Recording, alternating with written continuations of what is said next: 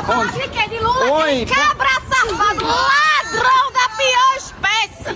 Deixa Cara, pra tá lá na cadeia, aquele nojento, alma cebosa, rouba o dinheiro dos aposentados e tá aí tudo aí. Bandido! Cara, deixa eu te fazer uma pergunta. A gente aqui no canal tá fazendo uma enquete 2026 chegando. E aí, Flávio Bolsonaro ou Lula? Bolsonaro, porra! Lula é ladrão! Não tá preso não é porque roubou, não. É problema político. De onde? Agora Lula foi preso Exatamente. roubando, tá provado. Dinheiro devolvido. Ladrão, Lula ladrão! Alma cebosa! Porque ele disse, ele falou.